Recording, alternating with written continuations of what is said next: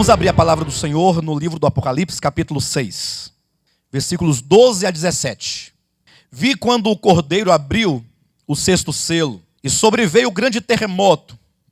O sol se tornou negro, como saco de crina, a lua toda como sangue, as estrelas do céu caíram pela terra como a figueira, quando abalada por vento forte deixa cair os seus figos verdes, e o céu enrolou-se como um pergaminho quando se enrola. Então todos os montes e ilhas foram movidos do seu lugar. Os reis da terra, os grandes, os comandantes, os ricos, os poderosos e todo escravo e todo livre, se esconderam nas cavernas e nos penhascos dos montes e disseram aos montes e aos rochedos: caí sobre nós e escondei-nos da face daquele que se assenta no trono e da ira do Cordeiro. Porque chegou o grande dia da ira deles, e quem é que pode suster-se? Amém? Amados, vamos lá. É preciso que a cada estudo que nós começamos aqui, nós retomemos aqui a visão estrutural dos acontecimentos apocalípticos. O que isso quer dizer? Que você, ao adentrar nessa porção agora, você possa se situar exatamente no momento profético a que essa passagem faz referência. Então nós já passamos do capítulo 1 de Apocalipse, que nos fala sobre as coisas que vistes, as coisas que João acabara de ver, que é a visão do Cristo glorificado, entre os 7 candeeiros de ouro, ali cuidando em amor, no seu cuidado sumo sacerdotal das igrejas. Aí é dito, escreva também as coisas que são. Quando fala das coisas que são, refere-se certamente aos capítulos 2 e 3 do Apocalipse, às 7 cartas, porque ali você vai encontrar o tempo presente.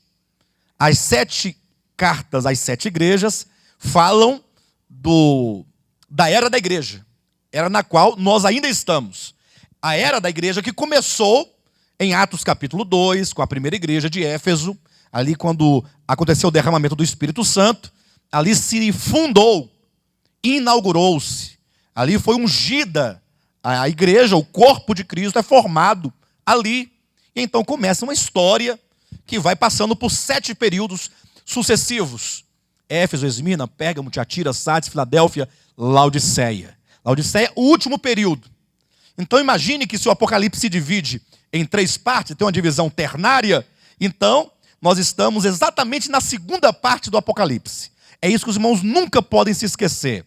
A segunda parte, as coisas que são, fala do período da igreja. E desse período nós já estamos na última, em Laodiceia. E olha que já entramos no 3º século de igreja de Laodiceia. 200 e poucos anos de Laodiceia. Já é um bom tempo, já é muito tempo. O que significa isso? Que nós estamos no limiar. Estamos a um passo de adentrarmos para a 3ª parte do Apocalipse. Por que é importante falar, frisar, repetir, ressaltar isso que estamos falando? E a cada estudo a gente retoma sempre nesse ponto e damos continuidade. Para que quando você olhar para o Apocalipse, você possa falar assim, olha, o capítulo 1 já se cumpriu, o capítulo 2 já se cumpriu, o 3, que começa com a igreja em Sardes, já se cumpriu, a Filadélfia já se cumpriu, Laodiceia, estamos no final do capítulo 3. Do capítulo 4 para frente, nenhuma profecia ainda se cumpriu, nenhuma. E exatamente as coisas que depois destas, ou depois da era da igreja, devem acontecer. Ou seja, findando a era da igreja, começam as coisas que devem acontecer depois destas, isto é, depois da era da igreja. E aí você lembra, neste momento, da profecia de Daniel 9, das 70 semanas de Daniel, que depois da 69ª semana, abre-se um intervalo. Ou seja, antes de se cumprir a última semana, 7 anos, o Senhor abriu o intervalo, nós já vimos isso muitas vezes, para introduzir nesse intervalo a história da igreja. Então estamos acabando esse intervalo. O restante do Apocalipse, então, capítulo 4 a 22, diz, ou 4 a 21, melhor, 4 a 20, desculpe-me, porque o 21 e 22 já nos fala da eternidade futura, Nova Jerusalém, já é eternidade, né? Na eternidade. Então, o restante do Apocalipse, capítulo 4 ao capítulo 20, diz exatamente dos últimos 7 anos. O que nós veremos, então, do capítulo 4 em diante do Apocalipse? O que nós veremos na segunda parte do Apocalipse? Veremos os acontecimentos que terão lugar nos últimos 7 anos da história da humanidade, antes que o Cristo de Deus desça dos céus de maneira corpórea, visível e pessoal. Entenderam? Ou seja, estamos aqui hoje, na era da igreja. Se acabasse hoje a era da igreja, começariam os últimos 7 anos. Se acabar amanhã, começará amanhã os últimos 7 anos. Cujos eventos proféticos estão profetizados aqui no Apocalipse, a partir do capítulo 4 em diante. Exatamente esse livro, neste livro que está na mão do Pai. Um livro selado com quantos selos? Isso, aí nós vamos agora desvendando esses selos. Ao se abrir o primeiro selo, entenda que selo não é a revelação. O selo é o lacre. Se não tirar o lacre, não tem como ler o conteúdo do livro. Porque as profecias, os acontecimentos, estão escritos no livro. Um rolo. Só que esse livro está o quê? Selado. Ele está fechado. Não se pode ler o que diz neste livro. É por isso que no capítulo 6, o Cordeiro toma esse livro da mão do Pai. Quando fala toma, entenda, ele recebe do Pai este livro. E aí começa a abrir os selos. Entenda. Abre-se os selos numa visão que João teve. João, ele é arrebatado em espírito. E nesta visão em espírito, se abre o livro para que ele então registre aqui esses eventos profetizados, esses eventos proféticos, esses eventos que terão lugar ainda na história. Mas esse livro, esses acontecimentos ainda não ocorreram. Até aí tudo bem? Tudo tranquilo? Sem nenhuma dúvida? Muito bem. Então, abre-se o primeiro selo, tira-se o primeiro lacre e o livro já pode abrir um certo tanto. E aí se lê. O que se diz ali? Quando se tira o primeiro selo, quando se abre o primeiro selo, o que se lê imediatamente? Fala ali de um cavalo branco, de um cavaleiro montado num cavalo branco, a quem é dada uma coroa, ele traz em sua mão um arco, e é dito que ele sai vencendo e para vencer. Ora, qual é esse primeiro acontecimento representado pelo cavalo branco? É o anticristo. Nós já falamos isso várias vezes, já construímos aqui, inclusive, um percurso exegético para descobrir quem é ele. Foi preciso que nós falássemos aqui várias vezes de profecias como Daniel capítulo 2, Daniel capítulo 9, não foi isso? E Apocalipse capítulos 2 e 3, montando uma estrutura profética para nos falar o que acontece tão logo se encerra a era da igreja. O primeiro evento é o aparecimento, é o surgimento de um homem, de um príncipe, como é dito, foi-lhe dada uma coroa, e ele fará um acordo de paz com muitos, não é com o mundo, não é com todos, com muitos, no caso, referindo-se, de acordo com Daniel capítulo 9, com israelenses e muito provavelmente os palestinos, para que então o povo de Israel possam voltar, o seu serviço sacerdotal, a sua adoração, reconstruam o templo que será necessário que eles reconstruam, para que ali possam voltar os últimos 7 anos prometidos e dedicados a Israel. Então isso aí será possível que nós possamos perceber. Logo vai surgir um príncipe que ele vai surgir do Império Romano. Pastor, mas o Império Romano não existe mais. Existe. É a Europa. Porque a Europa é o antigo Império Romano, que foi então fracionado em muitos pedaços, em razão das muitas guerras ali dos godos, dos vândalos, dos suevos, suecos, dos francos, todo aquele povo, os bárbaros, que foram conquistando ali o Império Romano, ele foi caindo e se dividindo, e hoje é a Europa. Mas a palavra de Deus diz de uma possível restauração, e quando eles tentarem se restaurar, então vão se juntar um grupo grande de nações europeias e darão a um homem o poder e a autoridade que possuem, constituindo-o príncipe sobre eles. Seria a restauração do Império Romano, e quando ele surge, então ele fará um acordo de paz com a nação de Israel. Muito se fala de acordo de paz com Israel, muito se fala, não é? Toda a vida, a televisão lá, um mês, no outro, tem sempre um acordo feito, um acordo, e o acordo é quebrado, e o acordo é quebrado. Faz o acordo hoje, amanhã solta uma bomba, quebra de novo. Mas quando esse indivíduo chegar, vai prevalecer de tal modo que aos israelenses ou israelitas lhes será dado o direito de reconstituir ou reconstruir, ou reedificar o templo sagrado de Salomão, lá em Jerusalém. Ok? E esse tempo, então, será um tempo em que as pessoas estarão vivendo como? 1 Tessalonicenses, capítulo 5, versículo 23. Ou melhor, versículo 3, 4 e 5. Quando diz, quando andarem dizendo paz e segurança, eis que lhes sobrevirá repentina destruição. E aí, é interessante esse texto, porque costuma-se falar assim, olha, tem uma passeata ali, teve uma passeata em São Paulo, teve uma passeata na Holanda, ou teve uma passeata em tal lugar, o povo pedindo paz. Então, andando paz e segurança. Não é disso que está falando. Quando diz, quando andarem dizendo paz e segurança, o versículo anterior fala que a vinda do nosso Senhor Jesus será como ladrão. Aí você tem que relacionar a figura do ladrão com o andar dizendo paz e segurança. Quando é que o ladrão entra na sua casa? Ou na casa de alguém que seja, não exatamente na sua. Mas quando é que o ladrão entra? Quando o proprietário da casa está totalmente despercebido com respeito a alguma coisa. Então, ele está em paz, se sente seguro, por isso é que ele sai de casa e deixa tudo lá. Aí o ladrão vem quando ninguém espera. É um tempo em que as pessoas estarão vivendo despreocupadamente. Não é que você não saiba da vinda de Cristo, ou que você não creia na vinda de Cristo.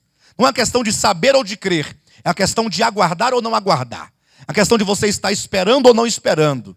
Por isso é dito em Mateus capítulo 24, que assim como foi nos dias de Noé, assim serão os dias da vinda do Filho do Homem. Como é que eram os dias de Noé?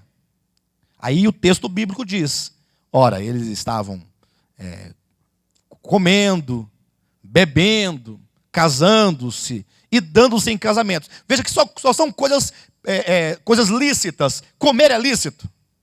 Beber é lícito. Casar é lícito. E dar o seu filho em casamento a outra pessoa é lícito. Qual é o pecado de comer, beber, casar e dar-se em casamento?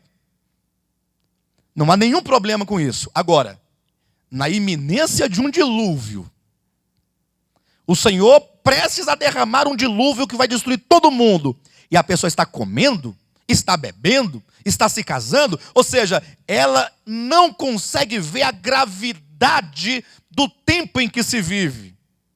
Esse é o ponto. É isso que significa como um ladrão.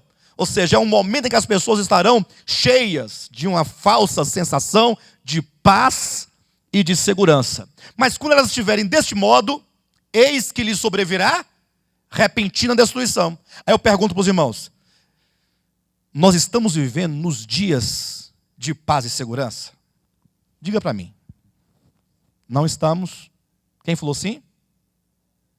Com certeza. Não, com certeza. Ajuda aí, pessoal. Nós estamos vivendo nos dias quando andarem dizendo paz e segurança? Não estamos? Estamos.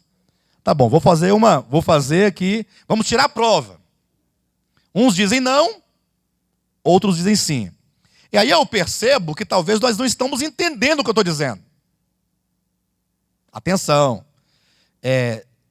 Permita-se entender. Para isso, fique atento a cada palavra que eu estou dizendo aqui. Eu vou ler o texto bíblico, tá bom? Para poder facilitar. Já falamos semana passada, eu estou repetindo, sem nenhum problema. É preciso entender. 1 Tessalonicenses. Queridos, uma coisa eu vou falar para os irmãos. A gente fala uma coisa 1, 2, 3, 10, 1000 vezes. Aí você pensa que aquilo lá está saturado, né? Aí quando você pensa que está saturado, você descobre que tem pouca gente entendendo aquilo.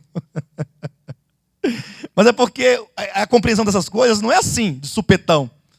É uma construção, é assim, é desse jeito mesmo, está tudo certo. Não deveria ser, mas é assim mesmo. Queridos, quando se lê um texto, atenção para isso, o sentido do texto não é dado, é construído. Cuidado com isso. Você não basta ler e achar que entendeu. Não dê ao texto o significado dele. Construa no texto o significado. Deixa o texto se construir. Cada palavra tem que ser amarrada. É o sentido de uma palavra, amarrada ao sentido da outra, para produzir um sentido que as duas palavras juntas querem dar. Uma palavra sozinha tem um significado, mas não quer dizer nada. Outra palavra também não quer dizer nada. Você pega um dicionário, aí você busca lá uma palavra. Fala uma palavra qualquer aí. Qualquer uma. Fidelidade. Aí você pega o dicionário, deixa eu ver o que é fidelidade. Fidelidade é isso, tal. Mas o que isso quer dizer? Nada. Se você não arranjar essa palavra fidelidade com o seu significado atrelada a outras palavras, dentro de um eixo sintagmático para produzir entendimento, ideias. Senão, fica só. Quer ver uma coisa, pessoal? A mensagem de hoje é essa aqui, ó. Fidelidade. Vocês não sabem se eu vou falar sobre a fidelidade de um casamento. Vocês vão falar sobre a fidelidade de amizades. Se é fidelidade a Deus. Do que eu vou falar? Não sei. Se você não atrelar essa palavra a outras palavras gerando ideias, então o entendimento, o significado é construído. Amém, queridos? Então vamos construir. Capítulo 5 de 1 Tessalonicenses, versículos 1, 2 e 3. Irmãos, relativamente aos tempos e às épocas, não há necessidade de que eu vos escreva. Ou seja, me parece aqui que o apóstolo Paulo já havia dito sobre isso muitas vezes, ou pelo menos outras vezes. Então não havia necessidade, porque não era algo novo para os irmãos. Por isso o apóstolo Paulo achar que não havia nenhuma necessidade. Ainda assim ele vai dizer, versículo 2, pois vós mesmos estáis inteirados. Os irmãos já sabiam disso. Com precisão. Os irmãos já estavam sabendo, com precisão, de que o dia do Senhor vem como ladrão de noite. Aí ele usa uma metáfora, ladrão de noite. Jesus não é ladrão. Não vai pensar igual aquele indivíduo que apareceu aí, de avião, para lá e para cá, de avião, e vai e volta, aí acabou sendo preso. Fez uma coisa errada, foi preso. Falou assim, mas você não tem vergonha, não? Andando de avião e depois você é pego roubando, ainda se chama o Cristo. Aí ele diz assim, nunca lestes nas Escrituras que o Filho do Homem virá nas naves do céu? É nuvens, né? E virá como um ladrão. Então, por quê? Essa pessoa que falou isso, ou pelo menos quem inventou essa piada, se é piada, partiu de qual pressuposto? Tomou a metáfora ladrão de noite, literalmente. Metáfora não se lê literalmente. A metáfora, na verdade, é algo que você tem conhecimento, mas que vem a representar alguma coisa. O que significa dizer que Jesus vem como ladrão de noite? O que significa? Aí você tem que pensar no ladrão. Como é que o ladrão entra na sua casa de noite? Ele anuncia. Você espera. Pessoal, hoje eu não posso sair de casa porque eu estou aguardando o ladrão hoje à noite. Estou aguardando o ladrão. Ele virá hoje à noite, ele me telefonou mais cedo, disse que viria hoje à noite roubar minha casa e eu estou aguardando-o. É assim? Não é desse jeito. Então vamos imaginar isso. Como um ladrão de noite. Então, olha o versículo 3. Quando andarem dizendo. Então, a metáfora como ladrão, olha o significado do texto sendo construído. O próprio texto está dizendo que como ladrão, será numa circunstância em que as pessoas estarão dizendo o quê? Paz e segurança. Porque se o ladrão vem à sua casa e você sabe, você não pode nem estar em paz e nem pode se sentir seguro. Você vai estar em perfeita expectativa, armado, esperando. Chama a polícia, liga para o cunhado. liga para um amigo, para uma pessoa. Você tem que se preparar. Mas se você vai dormir na casa do fulano e deixa a sua casa sozinha, você está com uma sensação de paz e de segurança. Quando andarem dizendo paz e segurança. Então, como ladrão, diz respeito a como nós, a humanidade e os cristãos, na sua maioria, não necessariamente é cada cristão individual, mas na sua maioria, estarão com essa sensação de paz e segurança. Querem ver uma coisa? Eu perguntei se nós estamos ou não vivendo nesses tempos. Uns disseram sim, outros não. Quantos aqui sabem que Jesus vai voltar? Todos, né? Agora, e quantos sabem que Jesus vai voltar como um ladrão de noite? Tá. Agora eu pergunto. Vamos pensar num ladrão de verdade. Ladrão, ladrão, ladrão. Pastor, você é policial, né? Pensa num ladrão. Que dia que ele virá? Quando que ele virá? Ele pode vir agora? Agora? Ou não? Sim ou não? Ele pode vir daqui a uma semana? Daqui a um mês? Um ano? Então a probabilidade de ele vir agora ou daqui a um ano é a mesma. Porque é surpresa. Tá certo? Muito bem.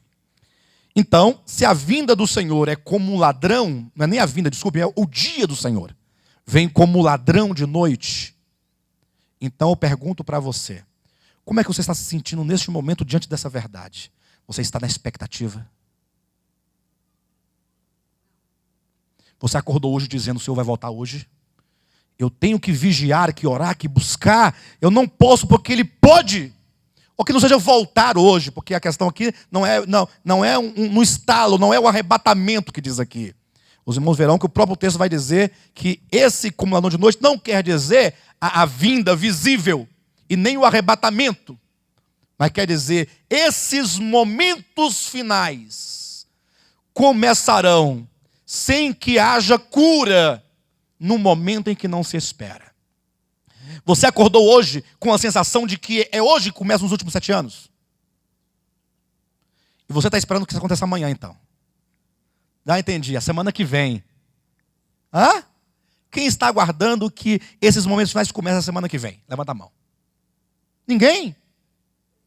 Tá bom, tá bom. Daqui a 6 meses. Você está aguardando que aconteça agora? Você está aguardando? Se eu pedir para o senhor narrar o seu dia aqui, tudo o que você fez hoje não tem nada a ver. Você estava comendo e bebendo e casando antes de casamento. Com todo o respeito com o nosso irmão, que em nada é diferente de mim. Não estou jamais dizendo que ele não está, não é isso que eu estou dizendo. Eu quero dizer que nós estamos em razão de quê? Em razão do próprio tempo. Esse tempo tecnológico, de facilidades, da busca pelo dinheiro, com a preocupação com a aposentadoria, com a conta bancária, com o shopping center. São coisas tudo lícitas, não tem nada ilícito aqui. É como, quando andarem dizendo paz e segurança, é como diz também, como foi nos dias de Noé. E como é que foi? O povo estava vivendo assim, comendo, bebendo, casando-se e dando-se em casamento. No livro de Lucas, acrescenta, foi como nos dias de Ló também. E como foi nos dias de Ló? Ora, eles estavam plantando e edificando. Mas não pode plantar? Não, se você está na expectativa, você não planta. Você espera, você busca, você faz tudo aquilo que você não faz em tempo de paz e segurança. Bem, mas isso não quer dizer que nós estejamos despreparados. A questão é como você busca isso. Na verdade, a Bíblia diz, olha, quando andarem dizendo, então, esse é o tempo. Portanto, nós já estamos nesse tempo. Já estamos nesse tempo. Já houve tempo em que o povo andava preocupado com a vinda de Cristo. Ou não houve? Já houve tempo em que o povo era crente. Hoje o pessoal nem fala da vinda. Eles nem falam. Nem se prega mais. Onde você viu no púlpito da igreja pregando sobre a vinda de Cristo? Eu ouvi. Mas você pode contar no dedo. Foi naquele congresso, fizeram com aquele tema. Do ano de 2007 teve um congresso. Aí o pastor pregou sobre isso. Mas nas reuniões cotidianas da igreja não se fala. Porque na verdade tem muito mais que se falar. Sobre dinheiro. Preocupado com caroço. Deus vai curar o caroço. Pastor, mas não é para curar não? Só que enquanto você está querendo curar o caroço, Ele vai glorificar o seu corpo. Te dá um corpo imortal, incorruptível, totalmente salvo de qualquer degradação. Quer dizer, a visão é muito maior. Falar sobre a segunda vinda de Cristo é em muito maior proporção e muito melhor do que você se preocupar e pregar a cura do caroço, ainda que Deus possa curar se Ele quiser o caroço. Amém, queridos? Entenda isso, em nome de Jesus. E, portanto, pastor, mas eu entendo que como ladrão seria assim, o arrebatamento. Seria um súbito. Mas veja o versículo 3. Como se constrói o sentido. Você vê no versículo 3 o que significa do versículo 2 como ladrão de noite. E agora continua explicando como vêm as dores de parto. Usa mais outra metáfora. Ou que seja, outra metáfora. Para explicar como será. Como vêm as dores de parto que está para a luz. E de nenhum modo, ou seja, você não deve engravidar. Engravidou, meu irmão, agora você vai ter que suportar. Viu, irmã Sandra? Agora vai ter que nascer. O que vai fazer? O menino está aí, vai sair. Não tem como escapar, não? Irmã Sandra, Senhor, passa de mim esse cálice. Não tem jeito, ele vai ter que nascer. Então, como vêm as dores de parto? Essas dores, primeiramente, elas são inevitáveis. Não tem como você pular essa etapa. Ou seja, quando começarem as dores de parto, numa época em que se diz paz e segurança, que se tem tal sentimento, elas virão e não há quem escape delas. Não tem como escapar. Não tem como remediar. Não tem como voltar. E ainda diz mais, como vêm as dores de parto. Como vêm as dores de parto? Elas vêm de tempo em tempo, um espaço maior. As primeiras dores. E aí vão se estreitando os intervalos e intensificando a dor. É assim. As dores começarão lentas, poucas, mas vão aumentando e se intensificando. Até que chega naquele trabalho de parto mesmo, sabe? Da pessoa suar mesmo ali, gritar. Mas vai nascer, calma. É por isso que o segundo, terceiro, quarto selos, Apocalipse capítulo 6, nos falam de outros 3 cavalos. Entenda que esses cavalos, alguns até pensam assim, não, sai um cavalo, passa um tempo, sai outro cavalo. Pastor, qual é a distância de um cavalo para o outro? A Bíblia não fala disso. Esses cavalos anunciam acontecimentos. Portanto, podem ser todos ao mesmo tempo. Nada impede isso. Cavalo vermelho, do segundo selo, virá a guerra. Cavalo preto, do terceiro selo, virá a fome. Quarto selo, cavalo amarelo, virá a morte. Este é o princípio das dores. Ou seja, tão logo acabar a era da igreja, surge um príncipe, faz um acordo com Israel e começam as dores. Pastor, mas fome, guerra e morte sempre teve no mundo. Mas você ainda não sentiu. Fica tranquilo, quando começar o princípio das dores, logo você vai sentir. A fome vai chegar até você. Porque é dito o seguinte, porque você pensa em princípio das dores, a fome, não na África tem fome, lá na Angola tem fome, lá não sei onde tem a fome, no Brasil tem uma fome em algum lugar, certamente, eu não sei onde está, mas deve ter, não é assim que a gente pensa? Mas como será a fome nessa época?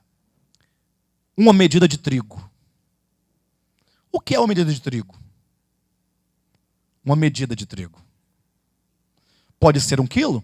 Pode ser 1 quilo. Pode também se referir a uma xícara, que também é uma medida. 3 xícaras, 3 medidas. Não pode ser? Mas que seja 1 quilo. Por 1 denário. Ou seja, um dia de trabalho. Então a fome não estará na falta de alimento, mas estará onde? Na carestia. Muito caro. Você não tem como adquirir. Tem muito alimento. Você não tem os meios. E aí o sistema capitalista no qual nós vivemos, isso explica muito bem como é possível. Talvez há alguns 200, 300, 400 anos atrás, não se podia entender como pode ser isso. Como pode ser essa fome se há tanto alimento na terra? Sabe que Deus vai tirar o alimento? Aí o texto diz, não danifiqueis, o azeite e o vinho, as riquezas naturais não serão danificadas. A fome não se dará em razão que não haverá riquezas naturais. Não, o contrário. As riquezas naturais haverão. Não danifiqueis o azeite e o vinho, mas não vai ter os meios. O sistema capitalista é assim, se você tem, você come. E se você não tem? A pessoa está aqui, ela não tem. Aí ela vai na casa do pastor Renato. Aí, ei, pastor, como é que tá as coisas? Meio-dia, né? Com fome. Vamos almoçar. Aí senta, almoça e tal. Aí ele vai embora. Aí quando dá a noitezinha, 7h, 7h30. Ei, pastor! É isso aí, como é que tá? Vamos jantar? Vamos jantar e janta, tá bom. Beleza, aí vai embora. Aí, na hora de dormir, a irmã Luísa fala assim, meu bem, você viu que ele voltou na hora da janta de novo? Estranho. Não, meu bem, isso é coincidência, tá bom. No dia seguinte, e aí, pastor Renato? Meio-dia. Aí fala assim, vamos ficar observando, né? Aí, se uma semana, 2 semanas, 1 mês. Irmão, é o seguinte, tá ficando chato já. Não dá. Vê outra casa aí, sei lá, de uma família sua. Talvez alguém fale assim, pastor, mas não pode ser assim. Eu sei que não pode. Mas vai alguém para a sua casa todo dia. Todo dia. Você está dormindo? Ei! Alegria, né? Tá ali, você... Ei.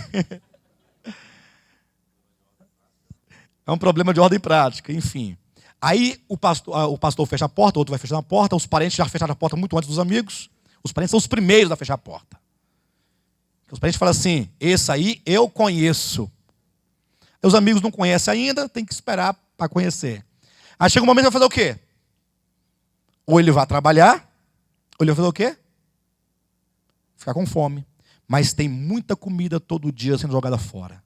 Mercado, na feira, nas nossas casas, a gente compra tantão de comida, vai tudo pro lixo. Quem tem cachorro come, tem gente que tem cachorro, mas come ração, a comida vai pro lixo, é ração. Cachorro não pode mais comer osso de galinha que morre engasgado. Nunca ouviu falar que cachorro não pode comer osso? Toda a vida comeu osso. Agora se comer engasga, tem que ser ração. Não, mas não é assim que acontece? Em pessoal, é muita comida.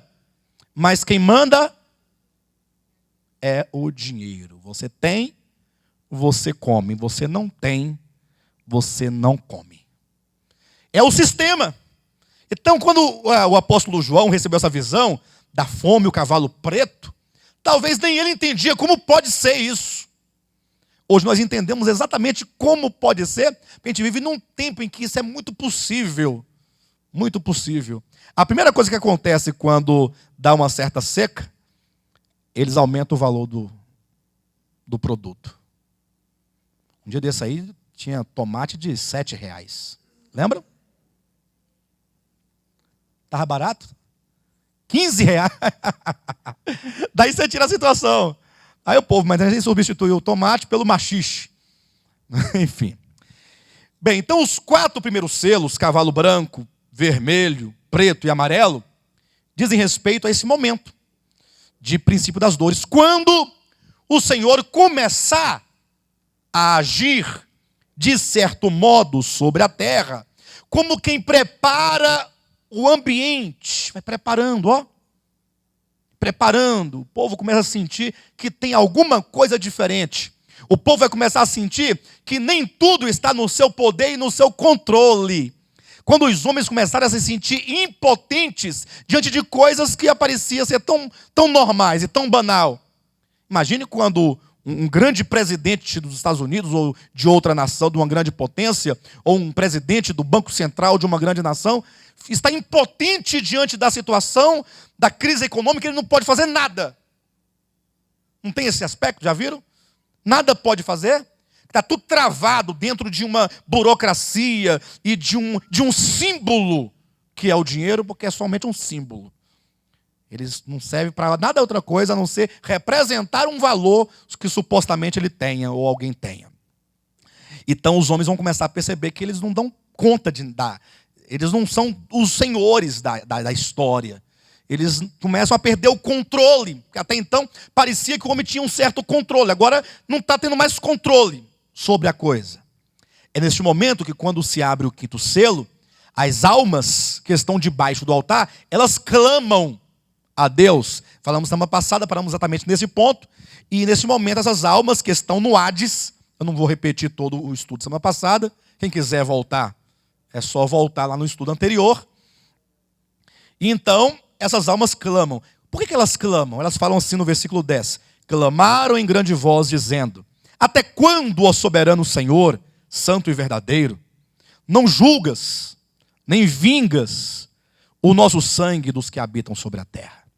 Vejam que esses aqui, no versículo 9 diz, são as almas dos que foram mortos por causa da palavra.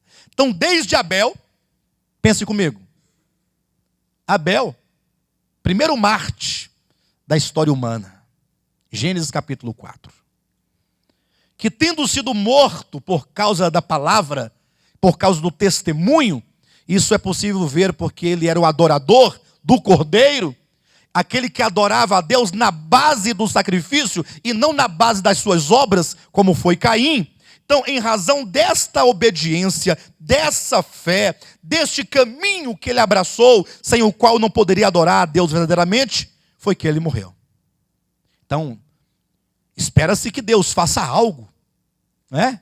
Lembra que já dizia o sangue de teu irmão? Deus falando com Caim, clama por vingança. Ou seja, esperava que Deus fizesse algo, mas Deus não fez. E aí, quantos mártires não vieram ao longo da história do Antigo Testamento? Até Zacarias. E depois João Batista. E depois Estevão, o primeiro do Novo Testamento. E quantos no primeiro século, ou mesmo no segundo século, na época da igreja de Esmirna, mirra, sofrimento, morte, em que milhares de pessoas foram esquartejadas, foram crucificadas, apedrejadas, degoladas, por causa do testemunho. E Deus, no Kairos, na eternidade, que ele não se limita ao tempo, esperando alguma coisa. E o universo todo, e sobretudo as almas dos mártires, sem entender que Deus não age, Deus não reage.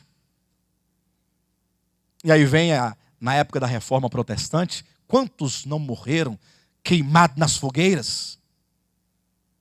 São milhares e milhares e milhares e milhares de santos ao longo da história.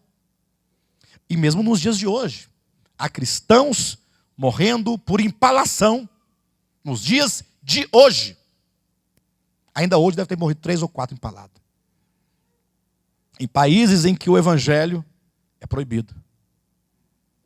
Nos dias de hoje, pleno século 21. A era dos direitos humanos. Pessoas morrendo empaladas. Sabe o que é empalado? Quem não sabe, eu vou explicar. É quando você vai na panificadora, numa padaria, aí você vê aquelas máquinas de frango. Já viu? O frango está empalado, atravessado do fundo para o pescoço. Não está atravessado? Atravessa o frango, atravessa uma pessoa do fundo para o pescoço. Isso é empalado. Mata-se como se mata um frango, como se empala um frango. Parece engraçado, mas é a mais pura verdade. Nos dias de hoje, tempo dos direitos humanos, dos direitos e garantias. Pensa comigo. Por causa do evangelho. Bem, mas vai chegar um momento na abertura do quinto selo, ou seja, num dado momento desde que começou o princípio das dores, essas almas, elas vão elevar a Deus um clamor. Vão dizer: até quando, ó soberano? Até quando Tu não julgas e não vingas o nosso sangue. Essas almas, elas estão cansadas. Entende esse cansaço? Não como um cansaço físico ou mental, mas que elas aguardaram por séculos e séculos e séculos e séculos, e agora fala: Senhor, tu não hás de reagir a nosso favor? Se levantar do teu trono e então entrar na história do homem ou dos homens, assumir esse controle e começar a executar juízos.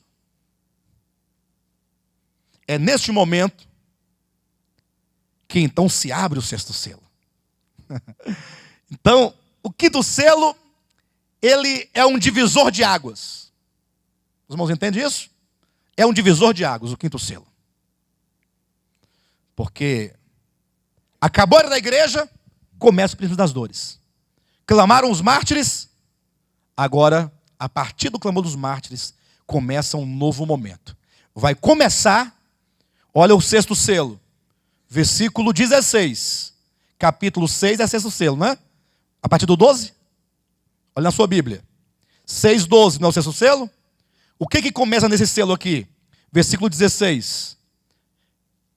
E disseram aos montes e aos rochedos: caí sobre nós e escondei-nos.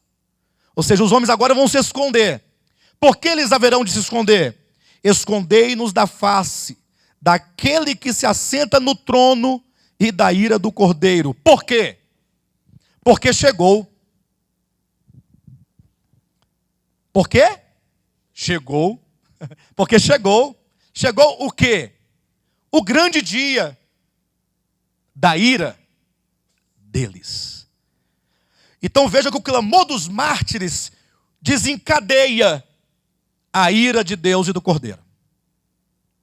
Aí aqui acaba o princípio das dores, e as dores que eram do começo, agora se transformam em grande tribulação. São as grandes dores e as intensas dores. Perfeito? Amém? Vamos pensar que não é nada inventado, está tudo escrito aqui. A gente vai lendo, e o que está dito, está dito. Isso. O sexto selo, nós vamos abordar agora, ou começaremos a abordar agora. O que é o sexto selo? Nós até agora colocamos que o sexto selo é esse divisor, né? Ou seja, o quinto selo vai desencadear. O clamor dos mártires faz Deus reagir. De acordo com a economia escatológica de Deus, o clamor dos mártires é o sinal. No mundo espiritual, quando Deus se levanta então do trono e fala: agora eu vou entrar na história do modo como eu entrei na história quando eu me fiz carne a primeira vez. Ou seja, ele vai intervir. Tanto é que até então, no princípio das dores, o que havia ocorrido? Guerra, fome e morte. Tudo coisas no âmbito natural. A partir daqui, tudo o que acontecer terá uma origem sobrenatural. São eventos sobrenaturais. Deus vai fazer essa terra sacudir-se.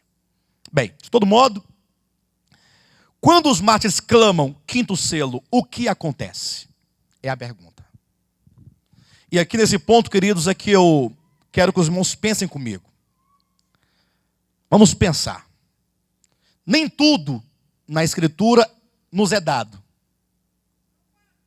Tem coisas que você lê o texto e está dado.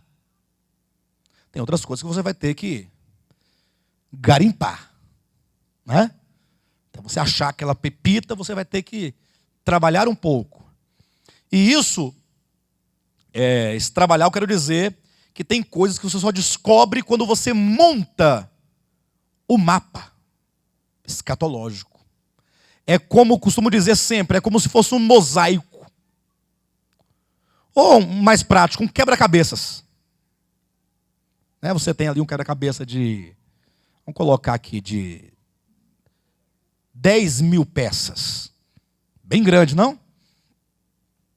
Você pega uma peça, talvez você não saiba o que ela significa, porque é só um verde escuro, mais nada.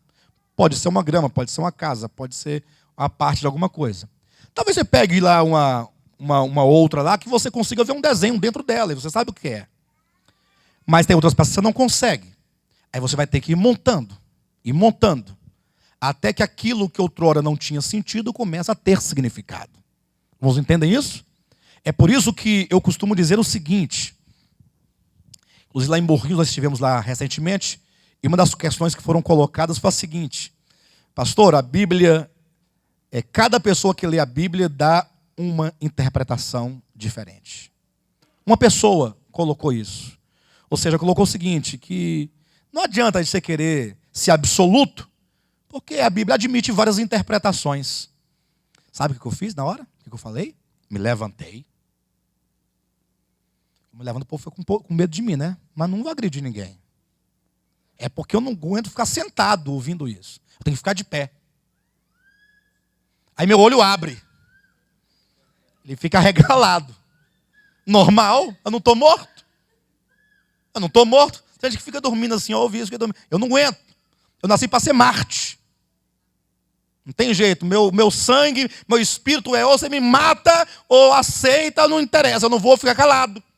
Eu não posso ficar calado, me acovardar.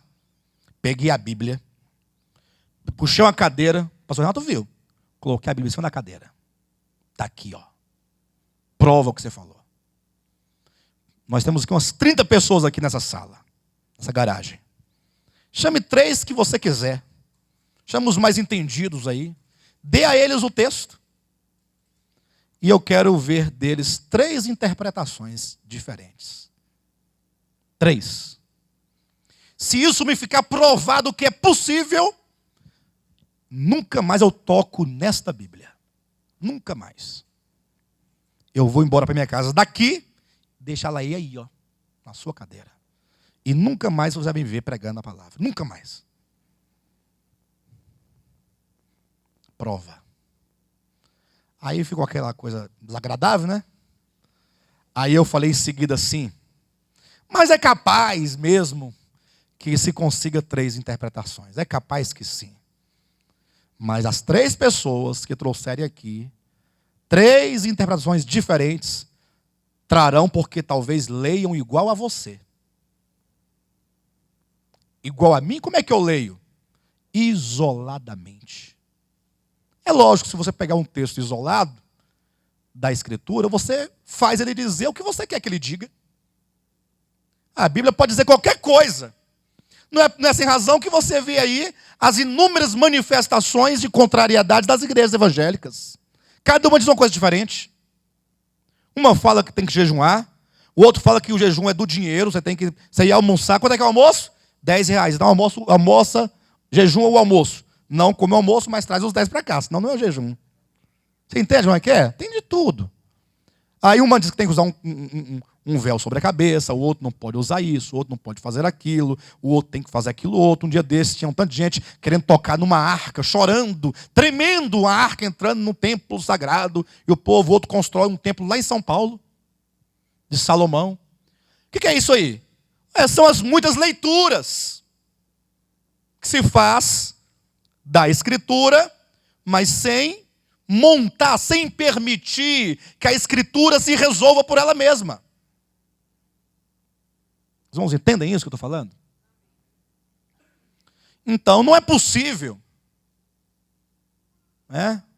que se dê à Escritura uma vez em que o significado de cada texto, de cada capítulo, de cada profecia, de cada evento, não está esgotado em si mesmo. Depende de toda a Escritura. A Bíblia é um todo significativo. Um todo. É uma coisa una. Não é sem razão que quando o diabo tentou dar uma interpretação equivocada para Jesus, dizendo, salta daqui abaixo, porque está escrito. Olha a autoridade do demônio. Cheio de autoridade. Está escrito. Olha, falando logo para a palavra encarnada. Tem juízo um homem desse? Não pode ter juízo. Está escrito, ele passa a citar, aos teus anjos dará ordem a teu respeito, para que te guardem todos os teus caminhos, e eles te sustentarão nas suas mãos, para que não tropeces em nenhuma pedra. Ele falou certo ou errado? Certo. Está escrito ou não está escrito? Então cuidado com o está escrito. Na verdade cuidado com o não está escrito. Ou seja, se fala qualquer coisa, nunca diz onde está escrito. Mas quando disserem, está escrito, tome cuidado também. Porque não basta o está escrito. Jesus inaugura um princípio hermenêutico. Também está escrito. Esse também quer dizer, esse escrito está subordinado ao também está. Entenderam? Porque o sábado está na Bíblia.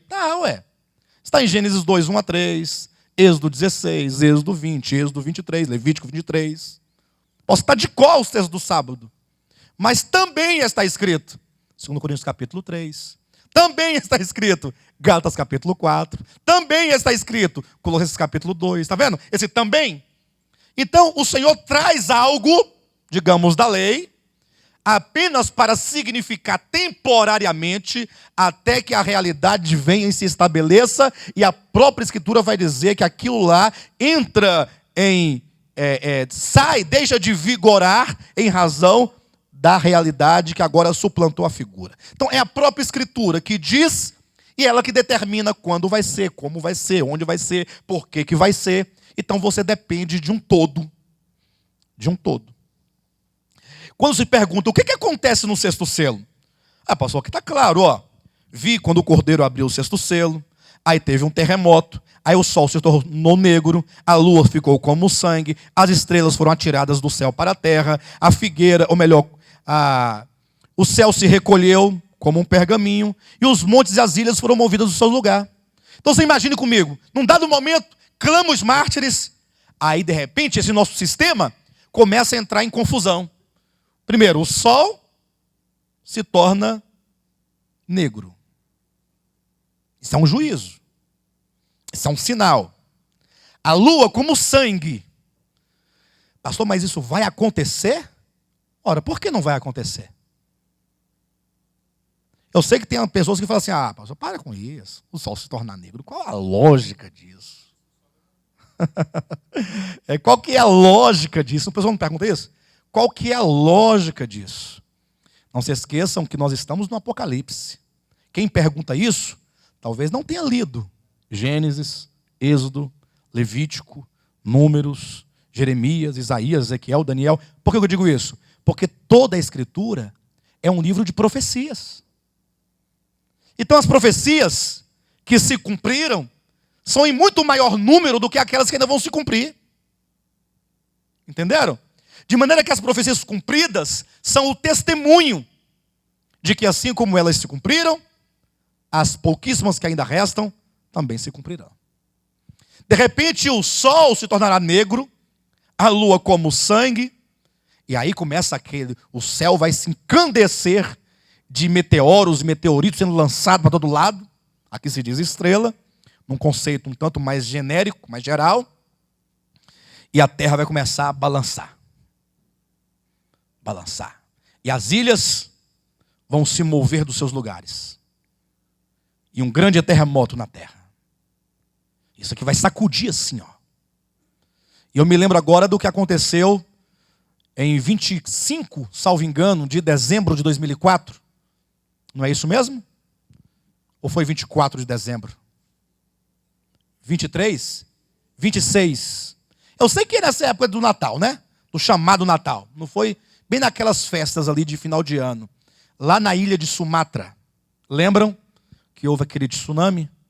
Os irmãos sabem que a Terra ela tem uma leve inclinação de 23 graus no seu próprio eixo. E é essa inclinação que possibilita que a Terra tenha nos seus vários lugares em relação ao Sol e à Lua, tenha as suas 4 estações.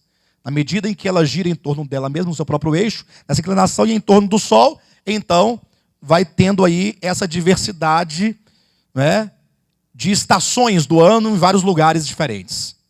Em vários lugares do mundo diferentes. Com esse tsunami, que atingiu só a ilha de Sumatra, uma coisinha velha.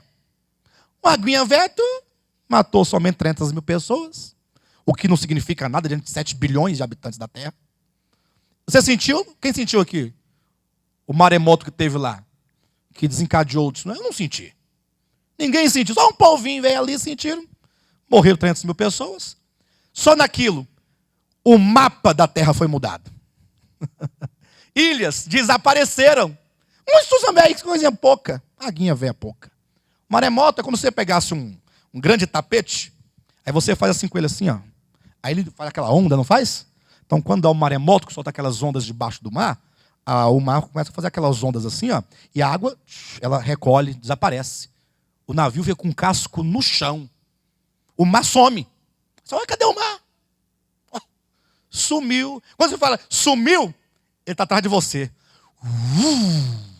Destruindo tudo. Mas foi só um tsunamizinho, velho. Bobo, besta.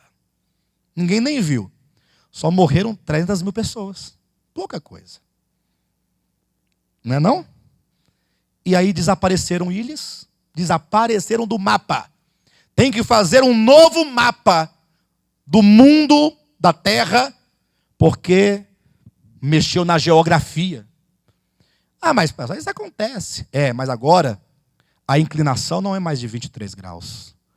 É de 24 graus. A Terra moveu no seu eixo. O planeta se moveu no seu eixo. Isso é uma coisa muito séria. Isso é muito sério. Mas foi um tsunamizinho, velho, bobo. E agora, nesse dia, quando no sexto selo, Deus fala assim, agora eu vou entrar aí, pessoal. Vocês seguram aí que eu vou entrar. E o céu se torna negro, o sol negro, a lua como sangue. Encandeceu o céu de meteorito, caindo para todo lado. E a terra se sacudindo, e o terremoto. E os homens grandes, pequenos, poderosos, todo jeito, vão sair correndo. E dirão às montanhas, caí sobre nós. Mata logo! Porque eu quero me esconder, eu quero fugir da ira do Deus Todo-Poderoso. Do que está sentado no trono e também da ira do Cordeiro. Isso porque chegou o grande dia da ira deles. O que desencadeou isso foi o clamor dos mártires. Mas aí vem uma pergunta, o que está acontecendo no mundo físico e espiritual que faz com que a terra e o céu fiquem desse jeito? O que está acontecendo nesse exato momento? Nem tudo é dado, já disse. Alguma coisa deve estar acontecendo. Aí eu vou partir de 2 textos básicos para a gente entender um pouquinho essa questão aqui.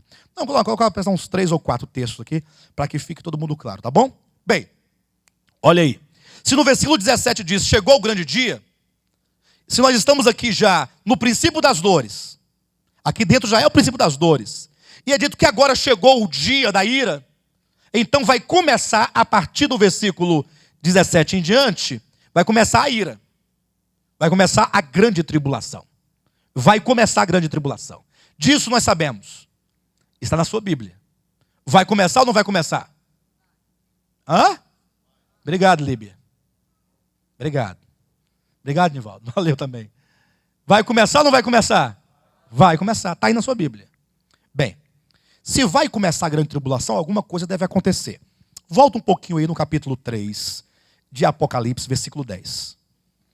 Carta à igreja em Filadélfia, versículo 10 diz assim: porque guardastes a palavra da minha perseverança,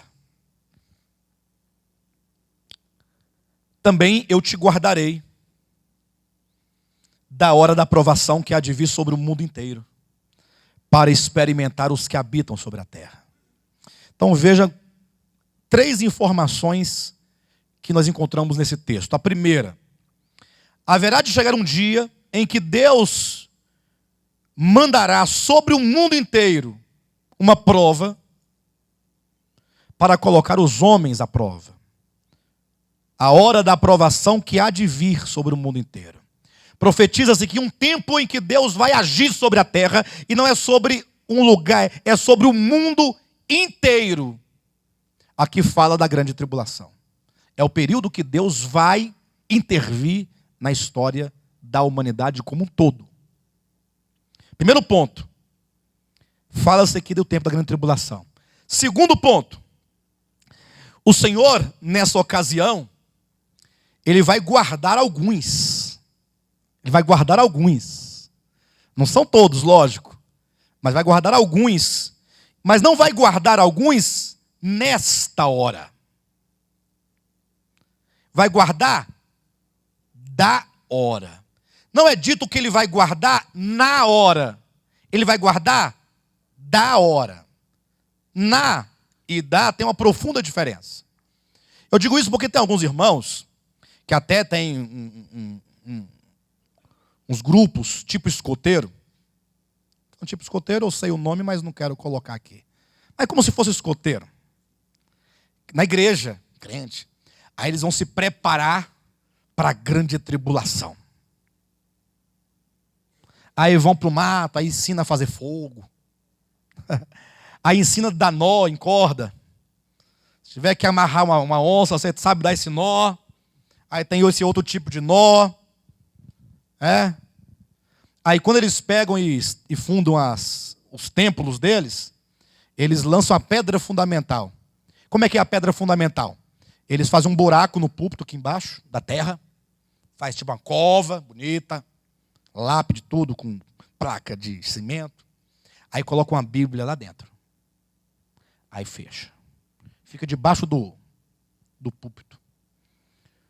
Aí fala, mas para que é isso? Não, porque chegará um tempo em que não haverá Bíblia. Seremos perseguidos. Estamos nos preparando para a grande tribulação. Aí nós saberemos onde estão as Bíblias que nós escondemos. Todas elas. Debaixo da terra. É muita criatividade.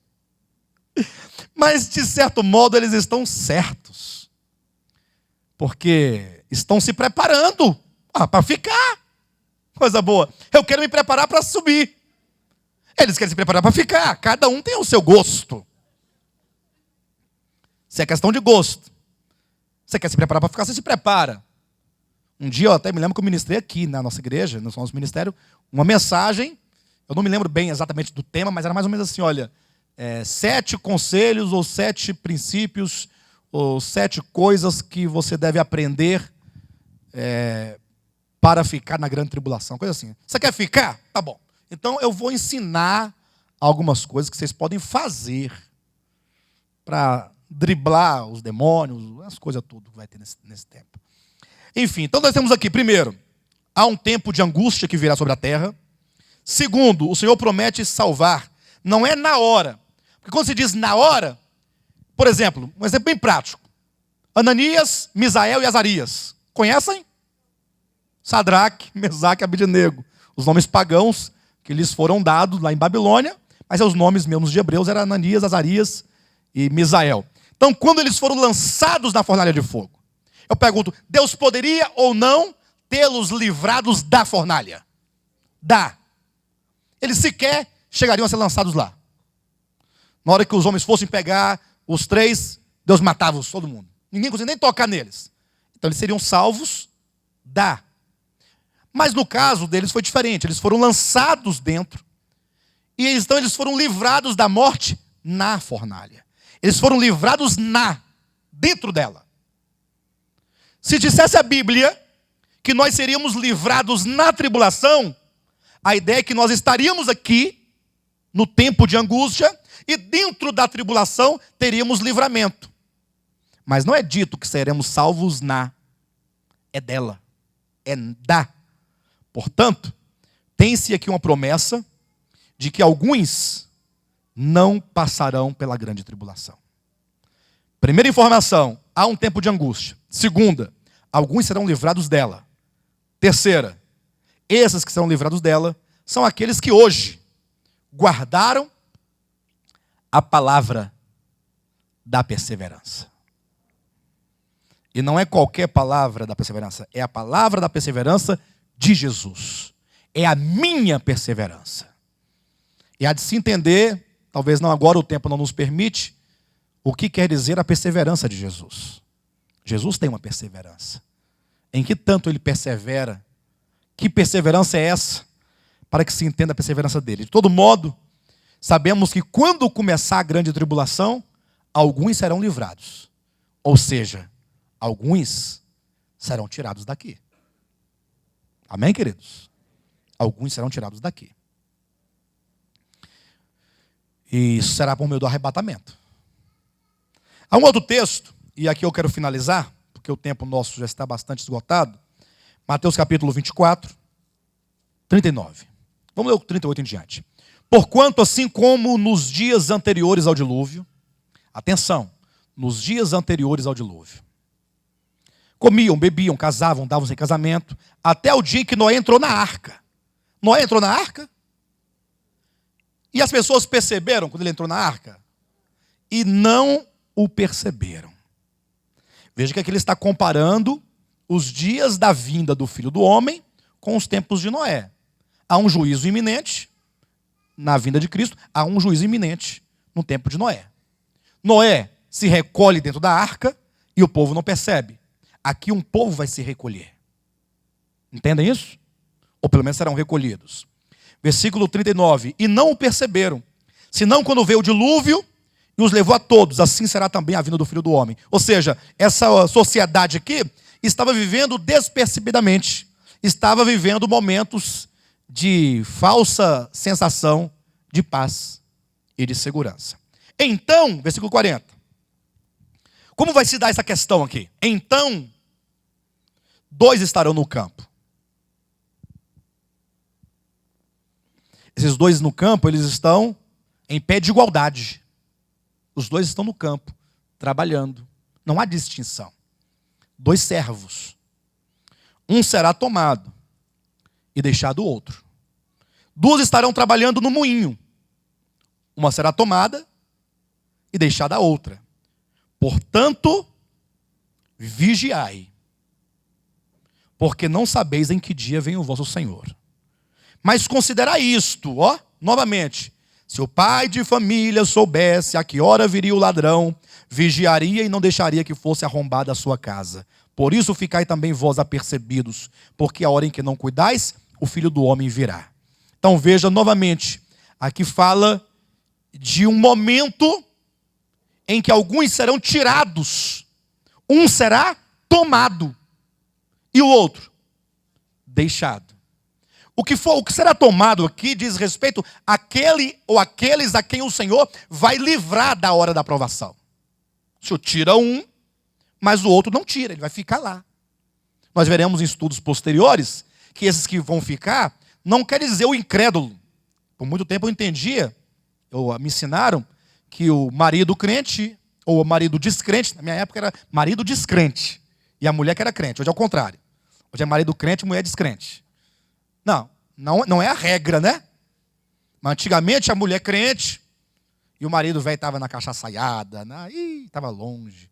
Hoje estão invertendo essas coisas. Ainda tem mulher crente, mas descrente. Mas na maioria das vezes é marido crente, a mulher em casa com raiva, depois está na igreja. Briga com ele, ameaça ele. Enfim. Então, aí ia o crente ficava o descrente. Mas não pode ser, porque o texto, inclusive, o que ele fala? Ele fala, portanto, ficai vós apercebidos. Ou seja, está exortando ao crente para que ele não seja esse que ficou. Portanto, esse que ficou é crente despercebido. Não, aqui no caso é uma outra situação. É porque Mateus capítulo 24 e 25 são as respostas que Cristo dá aos seus discípulos a 3 perguntas que eles fizeram. Aí o Senhor responde em 3 momentos. Então vamos ver isso em outra ocasião. O primeiro momento ele fala sobre a vinda de Cristo em relação aos judeus, depois em relação à igreja, depois em relação às nações. Porque para cada um desses povos, Deus tem uma economia diferente, um tratamento diferente. Então, não tenho como falar agora, mas a ideia básica é essa. Bem, por todos os efeitos, nós temos aqui que num dado momento, uns serão tomados, outros ficarão. Esse é o detalhe. Então, só para a gente poder encerrar aqui, eu não vou prosseguir. Semana que vem nós vamos continuar aqui no 6º selo. Alguma coisa aconteceu aqui. E de uma coisa eu tenho certeza. Atenção. Ou melhor, 2 coisas eu tenho certeza. Ou nós temos certeza agora. A primeira, a partir do 6º selo, desses eventos, sol, lua, estrela, céu e terra, tudo se balançando, aqui vai começar a grande tribulação. Sabemos disso pelo versículo 17. Segunda, neste momento, aqueles que hão de ser livrados da grande tribulação, deverão neste momento ser livrados. Porque se eles serão livrados da hora da tribulação, e se ela vai começar, aqui, teoricamente falando, deve acontecer o arrebatamento. Tá bom? Semana que vem nós vamos explicar como aconteceu aqui o arrebatamento dos cristãos vencedores. Vamos demonstrar isso na profecia de Apocalipse capítulo 12, da mulher vestida de sol, lua e estrelas. E vamos demonstrar como que esses eventos sobrenaturais, sol, lua, estrela e terra e tudo aqui, montes e ilhas se movendo, todos esses efeitos na terra, nos céus, aconteceram em razão do arrebatamento. Tá bom? Vamos construir todo esse panorama na quarta-feira que vem.